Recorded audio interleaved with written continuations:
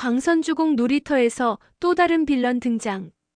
지난해 그 충격적인 진실 이후 준벤저스는 이번엔 민우를 괴롭히는 일진 무리에 맞섭니다. 그런데 말입니다.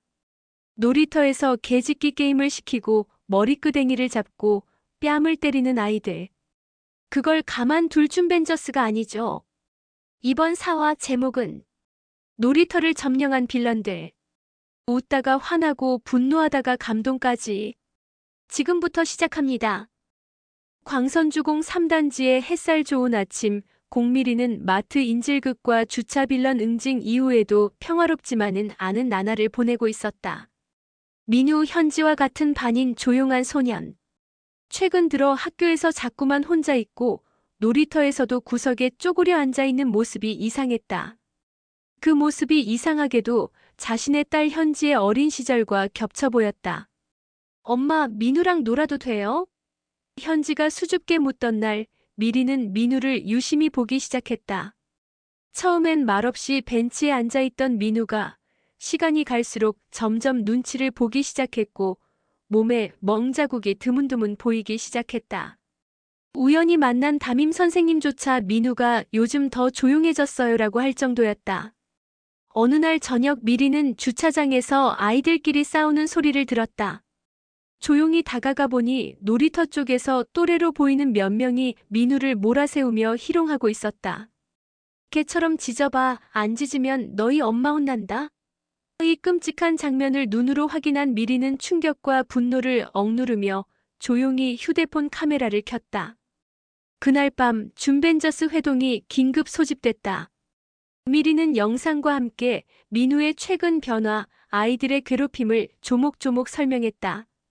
추경자는 입을 다물지 못했고 전지현은 손가락을 딱 소리내며 말했다. 이건 그냥 지나가면 안 돼. 박소희도 힘주어 말했다. 초딩이라고 봐줄 나이는 아니죠. 다음 날부터 준벤저스는 작전을 개시한다.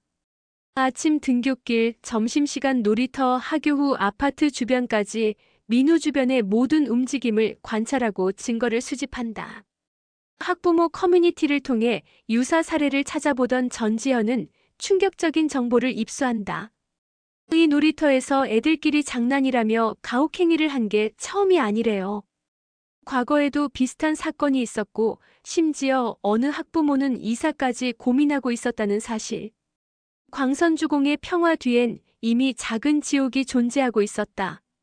미리는 눈을 감고 다짐한다. 이번에도 우리가 끝을 보자. 그렇게 놀이터 빌런 참교육 작전이 시작된다. 작전명 놀이터 빌런 참교육은 세밀하게 계획되었다. 우선 민우가 자주 괴롭힘을 당하는 장소와 시간대를 분석했다. 대부분 학교 이후 16시부터 18시 사이 놀이터 벤치 주변이었다. 추경자는 아파트 경비원과 협력해 CCTV 자료를 확보하고 전지현은 학부모 커뮤니티와 SNS를 통해 일진 무리의 정체를 파악했다. 가해자들은 놀랍게도 모두 한 학년 위의 학생들이었고 평소 잘 노는 애들로 소문이 자자했다. 그중 중심에는 지훈이라는 소년이 있었다. 똑똑하고 말발도 좋아 교사들에겐 예쁨을 받았지만 아이들 사이에선 폭군이었다. 박소희는 급식소 알바를 핑계 삼아 학교 주변을 탐색했고 전지현은 학원 앞에서 잠복했다. 그러던 중 한 아이가 울며 나오는 장면을 포착. 그 아이는 민우와 같은 반인 성아였고 놀이터에서 물건을 빼앗겼다고 했다. 준벤저스는 그 순간을 포착했다. 공미리는 학교에 가서 담임과 상담했고 이내 또 다른 피해자들의 존재가 드러났다. 문제는 모두가 무섭다며 증언을 꺼린다는 것.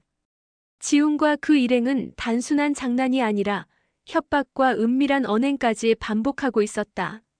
미리는 아이들을 보호하기 위해 주민센터의 아동복지 담당자와도 접촉했다. 이 모든 과정에서 민우의 엄마는 극도로 불안한 모습이었지만 그녀 또한 피해자였다. 이혼 후 홀로 아이를 키우느라 바빴고 민우의 행동 변화에 죄책감을 느끼고 있었다. 작전은 두 갈래로 나뉘었다. 첫째, 지훈과 무리의 행동을 증거로 남길 영상 기록. 둘째, 학부모들과 아파트 입주자 대표를 움직여 공식 민원 제기. 미리는 놀이터 옆 벤치에 앉아 교묘하게 촬영을 시작했고 추경자는 일진무리의 목소리를 녹음했다. 드디어 디데이. 민우는 평소처럼 놀이터에 나갔고 지훈 무리는 그를 둘러싸고 장난을 시작했다. 너 어제 엄마한테 말했냐? 너 말 잘못하면 우리 다 한다. 민우는 고개를 숙이고 있지만 입술은 파르르 떨리고 있었다. 그 순간 공미리가 나타났다. 아, 장난이면 그만하고 흩어져. 하지만 지우는 웃으며 반문했다. 아줌마가 뭔데요? 그 뒤로 추경자, 소혜, 전지현이 모습을 드러낸다. 카메라에 찍힌 영상, 음성 파일, 피해자 증언까지 모두 확보된 상태. 민우는 용기를 내어 말했다. 저 형들이 맨날 때려요. 욕하고 무섭게 굴어요. 그 현장을 지나던 학부모들도 발걸음을 멈췄고 현장은 점점 커졌다. 지우는 당황했지만 끝까지 시치미를 떼며 말했다. 우린 그런 적 없어요. 걔가 거짓말하는 거예요. 하지만 그 순간 박소희가 틀어놓은 음성 파일에서 지훈의 목소리가 그대로 흘러나왔다. 현장에 있던 경비 아저씨는 말없이 고개를 끄덕였고 주민 대표는 말없이 휴대폰으로 경찰을 호출했다. 준벤저스의 작전은 대성공.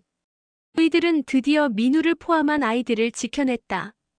하지만 이 모든 와중에도 어딘가에서 누군가 그들을 지켜보고 있었다. 결국 아이들은 경찰에 인계되며 사건은 일단락되는 듯했다. 하지만 은주는 그 자리에서 끝내 눈물을 흘리며 말했다. 이제라도 늦지 않아서 다행이에요. 또 다른 우리 아들이 생기면 안 되잖아요. 그 말에 주민들 사이에도 울컥한 감정이 흐르고 놀이터에 모인 모두는 묵묵히 아이들을 바라보았다. 그러나 그 순간 전지현이 놀이터 한켠에서 이상한 물건을 발견한다. 작은 종이 쪼가리 하나. 정나래가 여기 있어. 놀이터 사건은 일진무리의 경찰 송치로 일단락됐지만 광선주공 주민들의 마음속에 남은 찜찜함은 쉽게 가시지 않았다. 특히 미리는 김은주가 남긴 이야기와 민우의 일기장, 그리고 놀이터에서 전지현이 발견한 쪽지가 계속 머릿속을 맴돌았다. 정나래가 여기 있어. 미리는 문득 기억난 듯 무언가를 찾아본다. 바로 며칠 전 민우가 말했던 또 하나의 사실. 정나래 누나가 우리 동네에 다시 왔대요. 당시에는 단순한 헛소문이라 여겼지만 지금은 다르게 들렸다. 민우가 쓴 일기장에는 401동이라는 숫자가 선명히 적혀 있었다.